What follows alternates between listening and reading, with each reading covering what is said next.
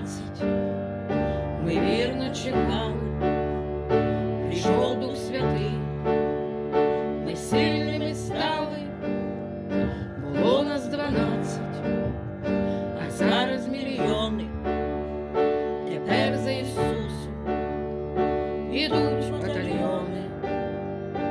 Армія Божа не допустить капітуляції, церквою Христа освячується нація, на ЗСУ уся зброя Божа, наша країна на інші не схожа. Ми друге пришестя вірно чекаємо на допомогу, з небесу палаємо, Бог покаже різницю між світлом і тьмою. Усіх, кому є світло, Він візьме з собою.